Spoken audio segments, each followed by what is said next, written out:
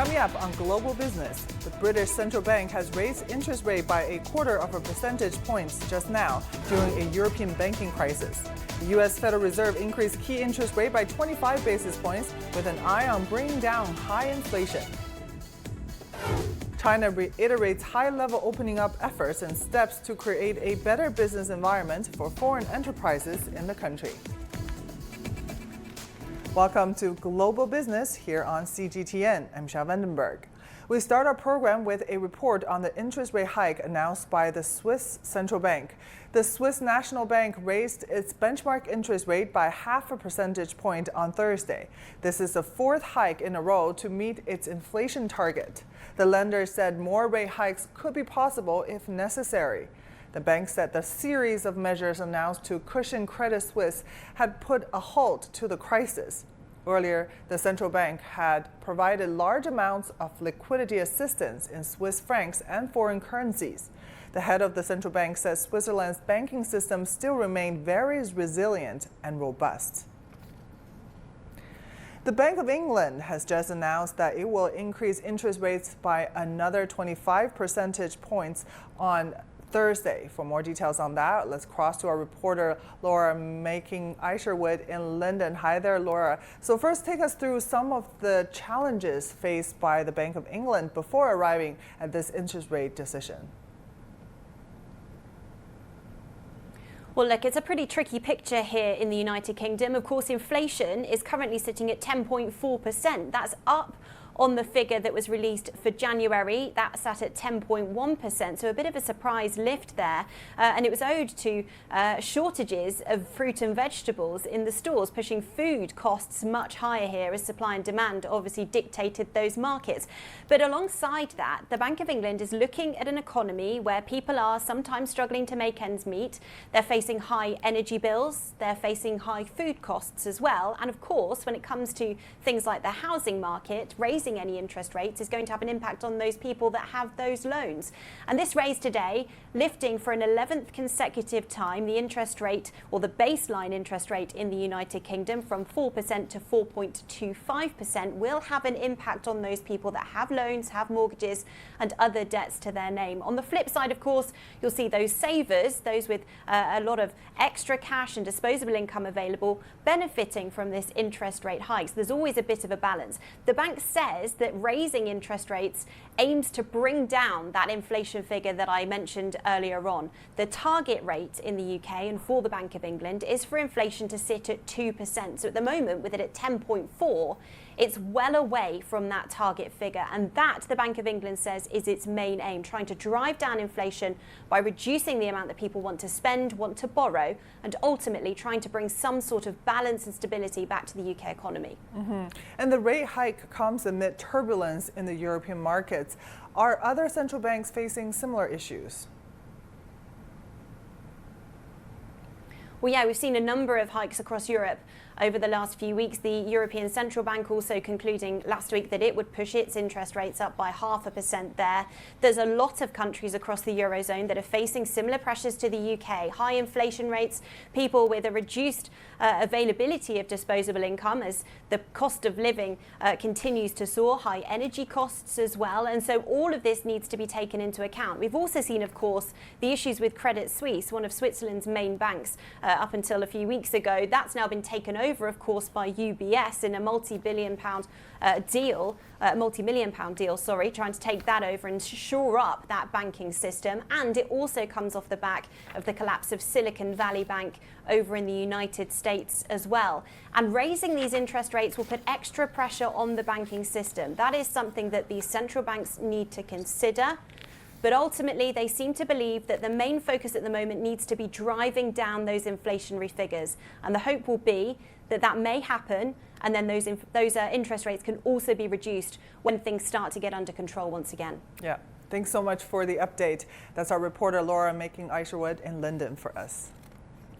The U.S. Federal Reserve has approved a 25 basis point rate hike, forging ahead with its fight against inflation. The decision was made amid global financial turmoil following recent collapse of two U.S. banks. Caroline Malone reports. Well, the US Federal Reserve increased interest rates 0.25% on Wednesday.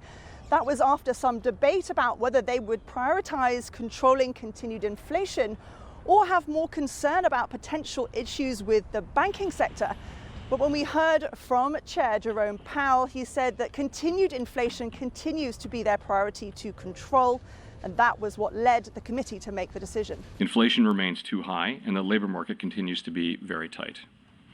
My colleagues and I understand the hardship that high inflation is causing, and we remain strongly committed to bringing inflation back down to our 2% goal.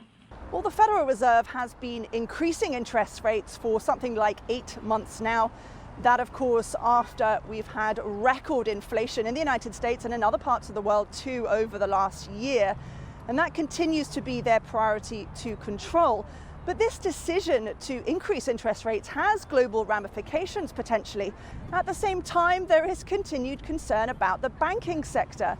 The Silicon Valley Bank, of course, collapsed on March 10th, and that's led to huge concerns and other issues with other banks in the United States. The Biden administration has come out and said it will guarantee the deposits of people at that bank up to $250,000. But it's really the overall banking sector, and particularly medium-sized banks and how they're regulated, that remains of concern to people. We must remember, of course, that the last global financial crisis was precipitated by a banking sector crisis. So that's very much front of mind for people here and around the world.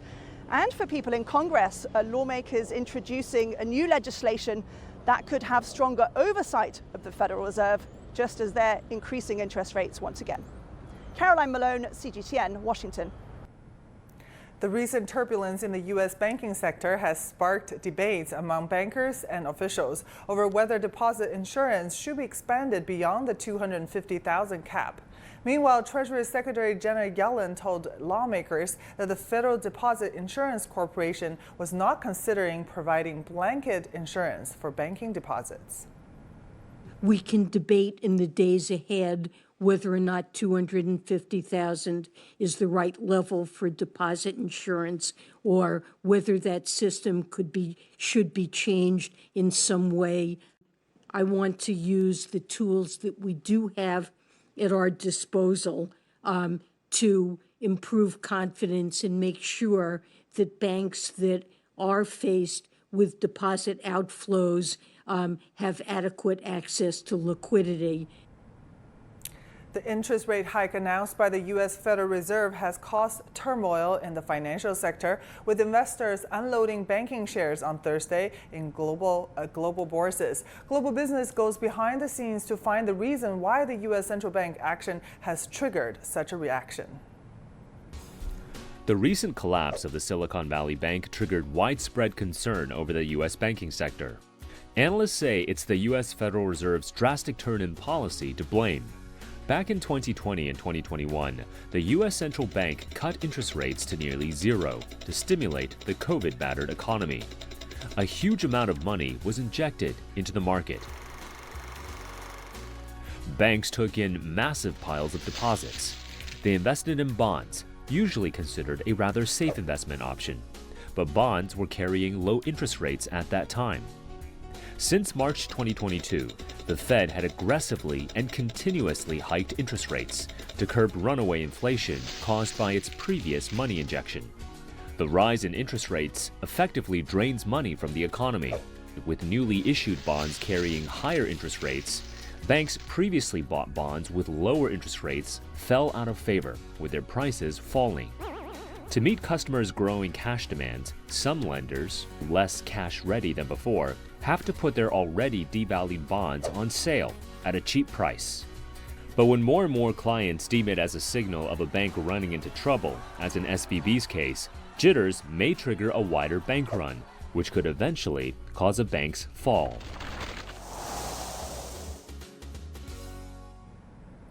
But the bright side is, as some experts suggest, a sector-wide collapse is less likely. Small and medium-sized banks with potential risks account for a small share. Meanwhile, U.S. bank accounts are widely insured, hence the crisis is unlikely to spread further, at least for now. The banking regulators in Europe have said liquidity levels across the region remain strong and have stressed local financial institutions have had very little exposure to the collapse of Silicon Valley Bank. But the SVB situation has helped fuel volatility in Europe's markets, with the now ongoing chairman of the failed Credit Suisse bank saying it has damaged confidence for depositors and shareholders alike. Trent Murray has more from Berlin.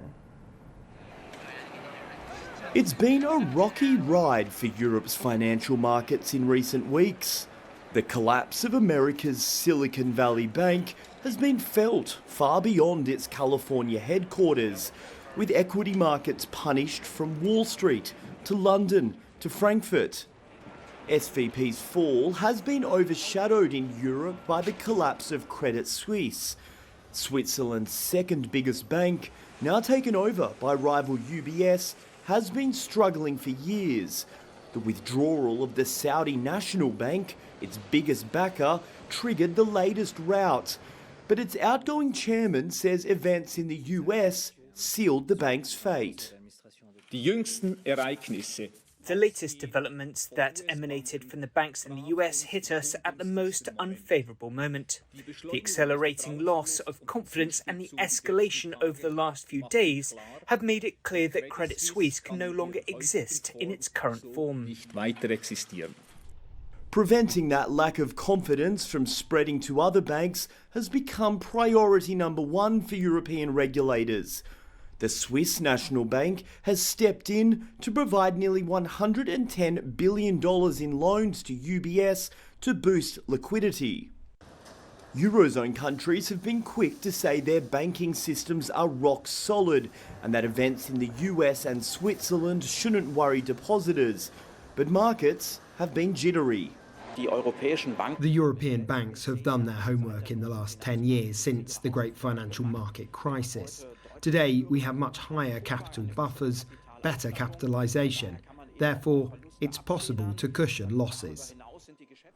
The Eurozone has spent much of the past year fighting record inflation. The ECB raising interest rates just last week for the sixth time in a row. But some voices say that given the turmoil now facing parts of the banking sector on both sides of the Atlantic, that now may just be the time to take the foot off the gas. Those voices include China's central bank, who recently said that the collapse of SVB showed how rapid monetary policy shifts can quickly have spillover effects. In the face of such uncertainty, Europe's financial markets are cautiously trying to chart a path forward. But the events of the past few weeks have proven just how quickly the ramifications of one bank's misfortunes can rapidly ricochet right around the world. Trent Murray, CGTN, Berlin. Now, for more discussion on the ECB interest rate decision, let's bring in Daryl Gubby, CEO of GubbyTraders.com, for more insights. Daryl, thank you so much for joining us. So the UK Central Bank, raised interest rates just now, pretty much within expectations, and that follows a lesser than expected rate increase in the US of only 25 basis points yesterday. Now, do you expect central banks to slow down the pace after this as inflation is starting to come down?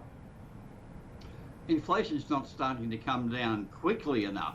So what we're likely to see is perhaps another 2 quarters of rising interest rates and then a pause. The big issue is the challenge is how we cripple the economy without killing it.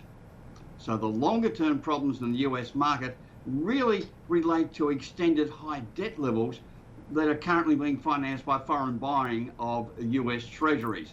So rates will continue to rise in the US. It's important because in the US it impacts on business loans rather than mortgages with fixed rates. So in the UK it's different because interest rates rises impact on mortgages to a far greater extent. The objective is to cripple the economy, and it does that, it makes working capital more expensive. So we can expect to see a flow-on impact to individual companies, not just the banking sector. Now, Jay Powell said yesterday that the SVB is an outlier that failed badly. What's your view on the overall strength of the US and European banking system? I think it's important to recognise that these are individual bank problems. If you look at the price charts of activities, the market knew 12 months ago that these banks were in trouble. These are long, sustained downtrends. The customers were less informed. But what is an interesting feature in the current environment is the way that these bank runs, and this is what they are, traditional bank runs, the way that they are accelerated by the use of social media. It's quite different from 2008. In 2008, the problem came from the instruments that the banks were trading, CDOs, collateralized debt obligations. But here, the risk is policy driven. This is macro policy and the painful withdrawal of free money. So we're moving into a bearish environment. Now, of course, the global inflation is still high and rate hikes are necessary, but will continued rate hikes put more pressure on the global banking system and the financial markets? How do we strike a balance here? Oh, they will certainly continue to put pressure on weak balance sheets. We need to remember that the United States has frequent bank collapses. When SVB collapsed, there were 4 banks in the US that had collapsed in that week just prior. And the risk has increased because of bad management in the companies. And this is what will be revealed. It's not systemic. Europe's the same. There is bad management in some areas. It's like a scary movie at the moment. People are ready to be frightened. The clue is to watch the stock price action. Usually, there's plenty of warning, but the final collapse may be sudden and accelerated. And social media is feeding into that in the current environment. All right, thank you so much for your insights. We really appreciate your time. That's Daryl Goupy, CEO of GoupyTraders.com for us. President Emmanuel Macron's pension reform has raised the retirement age by 2 years from 62 to 64. He says he is determined to keep the pension reforms on track after surviving 2 no-confidence votes. Ross Collin reports from Paris. The French president says he is determined to keep his controversial pension reforms on track, despite protesters railing against the raising of the retirement age. Emmanuel Macron took the unusual step of inviting presenters from France's 2 biggest lunchtime news shows to the Élysée Palace for an interview, his first since the reforms were rammed through Parliament without a vote, sparking days of unrest and demonstrations. There aren't 100 solutions if we want the pension system to be balanced. It no longer is. And the more we wait, the more it will get worse. So this reform is necessary. And I say this to the French people. I don't enjoy doing this. I would have preferred not to do this. But it's also because of a sense of responsibility that I expressed my commitment to do this in front of you. Macron called for new discussions with the unions in the coming weeks, but union leaders and opposition politicians have united in criticism of a president they say is out of touch. Le rôle d'un président est de s'adresser à tous. The role of a president is to address everyone, without exclusion or contempt, to find the words to reassure and bring people together. By symbolically defying the working class of France, Mr. Macron has reinforced the feeling of contempt for a part of the people, a contempt that was the hallmark of the pensions bill. As more strikes continued on Wednesday, the president's appearance seemed to fan the flames for the opposition, who are planning another mass day of action on Thursday. The president showed his determination to continue with the reforms, but the unions are equally determined to continue with their protests, saying they will keep up the demonstrations until the legislation is scrapped. Ross Cullen, CGTN, Paris. Now moving on to some other business headlines from across the world. Norway's central bank raised its key interest rate on Thursday after increases in the United States and Switzerland as policymakers focus on tackling inflation, despite turmoil in the global banking sector. The bank hiked interest rate by 25 basis points to 3% after leaving it unchanged at its previous meeting in January. The Philippine Central Bank also stayed in an inflation fighting mode by raising benchmark interest rate by 25 basis points to 6.25%. It said its next policy decision will depend largely on how consumer prices behave in the coming months. Japan on Thursday lifted curbs on high-tech material exports to South Korea. The materials include hydrogen fluoride used for microchip production. Tokyo announced its decision when South Korean President Yoon Suk-yeol visited Japan last week.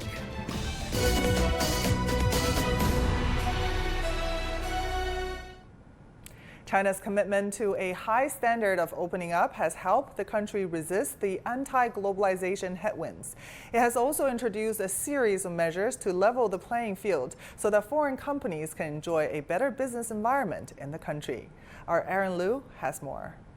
It's 8 p.m. now, and I'm here. In January, around Is that the country will no longer chase Shanghai will provide complete packages. innovation is the certainty in an uncertain world.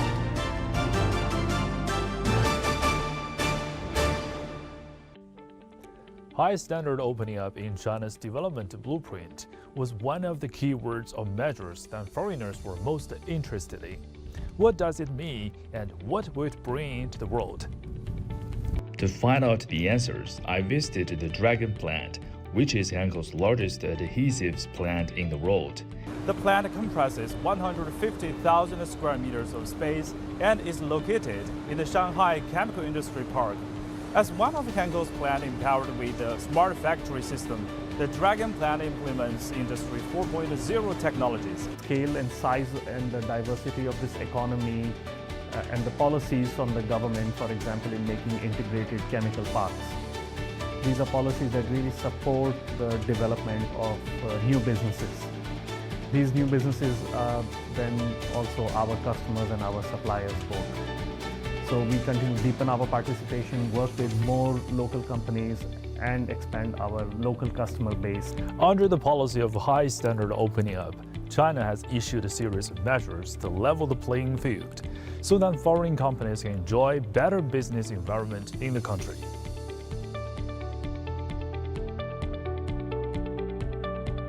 Thanks to the Beijing government's replacement subsidy policy, few cars that are replaced with electric cars can actually enjoy government subsidies of 8,000 to 10,000 RMB, which is good for new energy markets. According to data from China Passenger Association, sales of electric cars rose 12.6% in February on a monthly basis.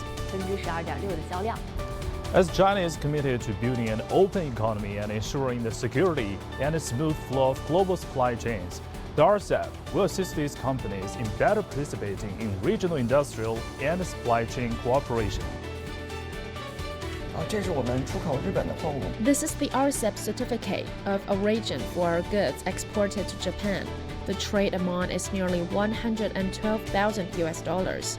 We are entitled to a tariff reduction of nearly $2,500. Before the RCEP agreement came into effect, the import tariff was 2.2%, and now this part of the exports to Japan is zero tariff. The RCEP policies have attracted more global companies and investment in China and create new consumers. The sales in RCEP member countries surged more than 10% year-on-year in 2022.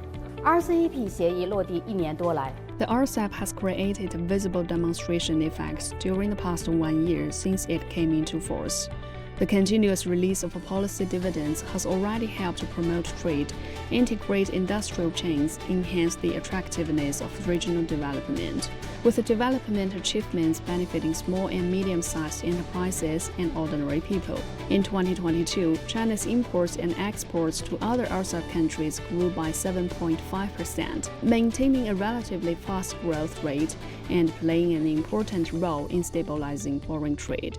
As the world's second largest economy with over 1.4 billion people, China, through wider opening up, has embraced others with an ultra-large consumer market and a consistent resolve to boost the common development for all, thus injecting confidence and certainty into the global economy. Aaron Liu, CGTN.